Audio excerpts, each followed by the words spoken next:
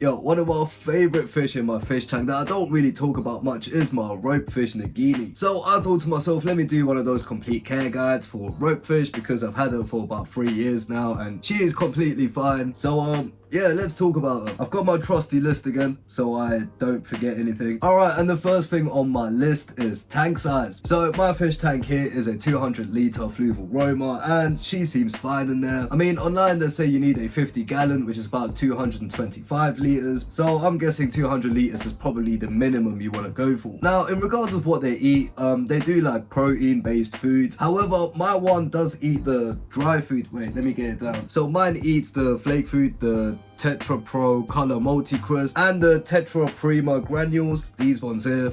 She does seem to prefer these, but she does eat them as well, and that seems to work fine for like the everyday food. Now, every few days I also put bloodworms into this tank, mainly because I've got a peacock eel and for my tiger moray, and just to have a little bit of variety in the food and that. And of course the ropefish loves the bloodworms, and about 3 times a week I feed my tiger moray eel with earthworms, and of course once I put the earthworms in there, like all the other fish got crazy about them as well, so like the ropefish gets a few pieces here and there as well. And yeah, feeding is pretty straightforward really. On a side note though, I don't know if I would recommend, you know, feeding just the Tetra Prima granules. She does seem to be okay eating them and that, but I would still throw in a bit of protein every now and then, even if it's a, you know, a small piece of shrimp. Now when it comes to tank mates, it's a bit of an interesting one. So as you can see, I've got a very unique oddball fish community tank. I mean, especially if you've seen some of my earlier videos with my tiger moray and that, I've got a decent mixture in there, innit? But having a fish tank like this does come with its risks. Of course, there's always the danger that some of the smaller fish might get eaten, and when it comes to ropefish, you kind of have that same problem there. For example, I wouldn't really trust small neon tetras in the same tank with this ropefish. It all comes down to what can fit in their mouth, so anything that is too small that could be considered as food,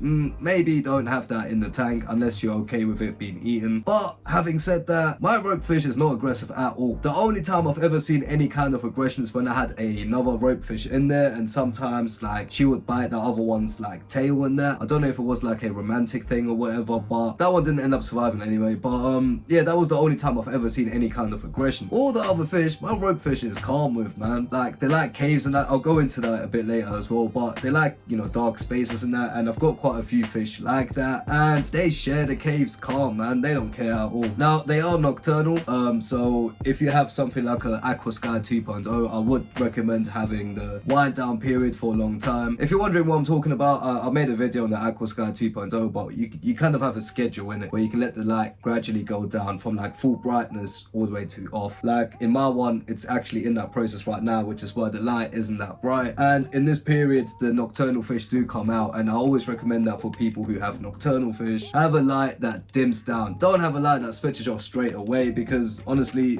you're not going to see a nocturnal fish. However, if you have a light that replicates daytime going into evening and then into night, your fish are going to come out and you will see them. For example, I'm going to have loads of footage over this video and that, and yeah, I took all of this footage just before I started filming because it's evening time in my tank now and my ropefish is out and about. Now the lifespan's about 15 to 20 years, so if you do everything right, they are going to live for a long time. So yeah, just be prepared to have them for a long time. And yeah, so the next thing I got is the full like size, you know, when they're full grown and that. And online it says at full size they grow up to like just over 2 feet. Mine is kind of long, and I thought mine is full size, but apparently it's not yet because I don't think my one is 2 feet. So I guess I'll do an update if she ever does get like really big and that. But right now my one seems fine. I'm really bad at judging how big something is just by looking at it, but I'll put some footage on the screen in it, so if you can kind of guess, let me know in the comments down below, people. But yeah, according to Google, like it can grow up to like 2 feet. Alright, now the next one I got is, are they like a loner or do they prefer to be in groups? And well, ropefish, you can generally keep them in a group up to 6 apparently. However, my one has been fine by itself, and like I said before, the only time I've ever seen any actual aggression is when I had another ropefish in the tank. I guess it comes back to remembering that every single animal is different, like they're all gonna act differently. I mean, I say that all the time with my moray eel. Like, my one is so friendly, he hasn't attacked any fish yet. However, you might get one today and he might kill all your fish, you feel me? Like, every animal is different. My one seems to be aggressive to other rope fish, or maybe just that one particular one. However, you can keep them in up to groups of 6. Now, the next point I want to talk about is, are they active or passive fish? And what I mean with that is, for example, an active fish is like these rainbow fish, you feel me? They're out all the time. And a passive fish would be something like a pleco that is hiding all day. And that's usually the case with nocturnal fish. And yeah, the rope fish is a bit of a mixture, I can't lie. Generally speaking, like, at the start they might be a bit shy, but once they get comfortable they come out a lot. And if you have a light where, once again, it replicates like evening time and all of that, you will see them a lot, especially once they're comfortable. Now, when it comes to what do they actually need in the tank, there's 2 main things you want to think about. Now, one is caves. Loads and loads of caves.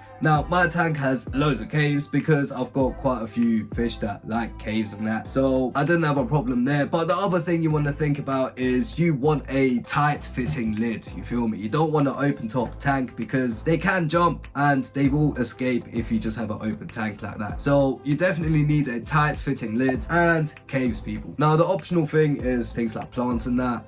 If you do want plants in your tank, then I would suggest get the plants first, let them get strong roots, and then put the rope fish in, because yeah, it might uproot the plants if you put it in after. They are big, they do move around and that, but in my case, all of my plants, they're quite rooted in, so I didn't have to worry about that. Having said that, I done a complete rescape not too long ago, and even there, you know, because I had to take all plants out and put them back in, the plants seem fine. They're not really uprooted and that, so hey, in my personal experience, they seem to be fine with plants as well. But do remember, every fish is different. Now, the next point I got is, are they beginner fish? And I would say, because there is that danger of them eating other tank mates, you know, if they're small enough and that, I would say they're maybe not beginner, but if you've had a fish tank for a good year or year and a half and you kind of understand how fish act, how they work and things like that, and you've got a tank that is kind of mature and all the fish in there have their hiding spots and all of that ready, then yes, you could technically introduce a rope fish. Once again, like, for one last time, do remember every animal is different. You could put a rope fish in your community tank and he could eat everything, like, you just don't know. My one happens to be very friendly, and yeah, I guess it kind of works, people. Like, rope fish, they are really cool. They look like little water snakes and all of that. Even right now, she's sticking her little head out and that. Anyway, if you do have any other questions, just let me know in the comments down below, and I will try to answer them if I do know the answer. Do remember, I'm not an expert or anything. I'm just, you know, basing everything on my own experience and that. And alongside my rope fish, I've got some other cool fish like my tiger moray or my ghost knife. And if you want to see the complete guide on my ghost knife fish, then click right here.